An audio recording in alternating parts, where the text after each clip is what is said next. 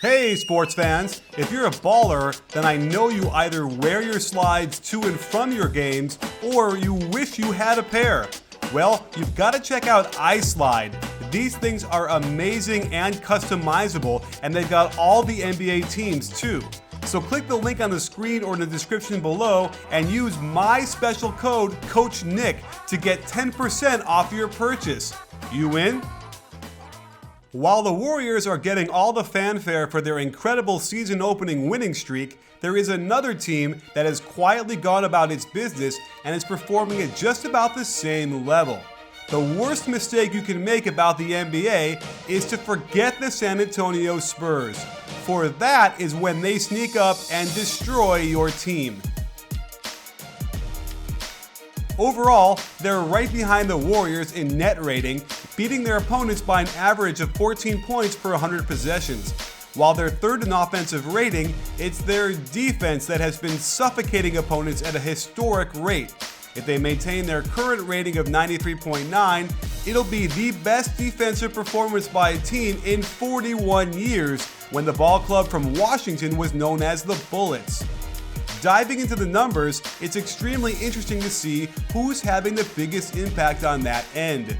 Let's isolate the on-off numbers of their rotational players, then compare who has made the biggest difference with their presence on the court. You might be surprised to find that Kawhi Leonard is 5th on this list, and that Patty Mills and Boris Diaw are in front of him.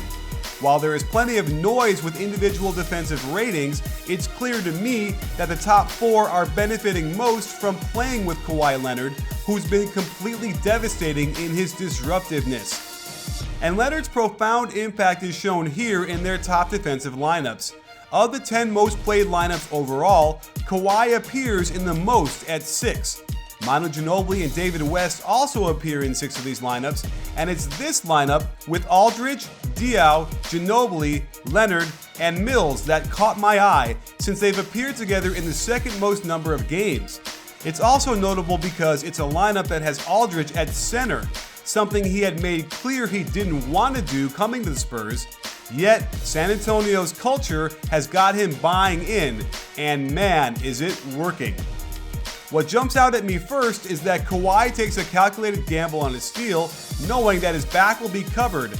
But look at this effort by Aldridge to contest this shot, something we didn't see that much of in Portland. And you can see by their positioning that they're not going to let teams get into the middle of the lane by forcing them down towards the baseline. There is also good ball pressure across the board. Patty Mills has got great feet to bother multiple players at once, and even when he gets screened off, Boris is a half step ahead to step out and contest. When you substitute David West for Aldridge, they're even better on the defensive end, just with a lot less games and minutes in the court together.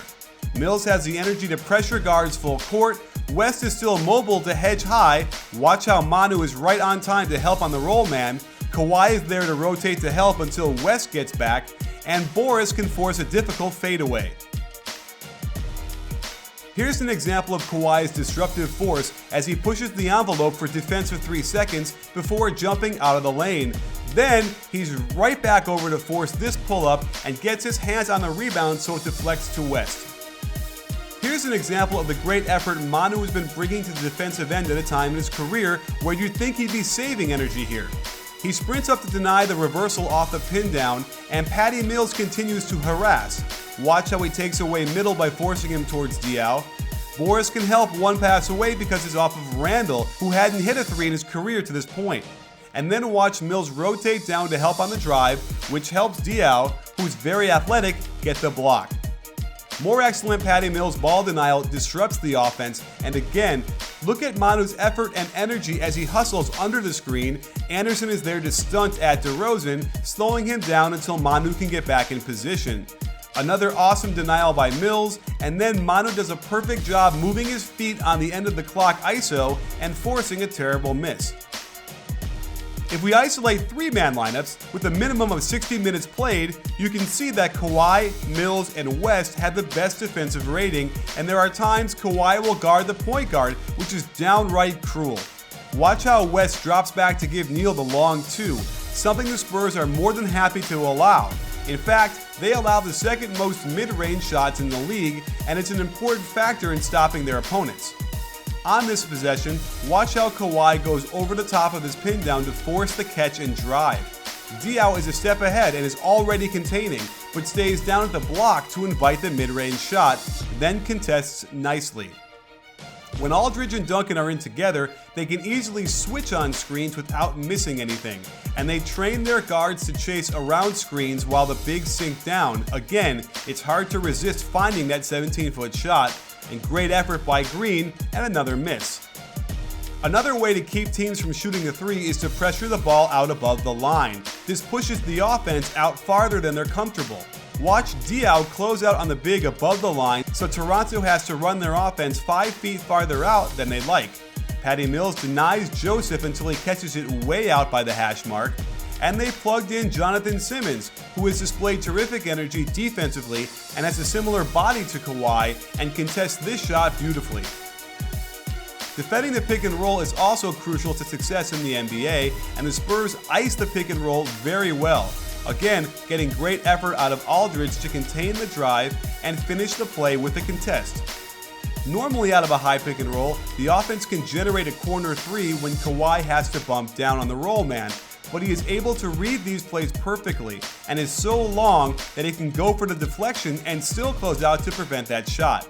And Tim Duncan is still the most savvy low post defender in the league with all that experience. The Spurs will also ice the high pick and rolls as well, forcing the ball handler away from the screen.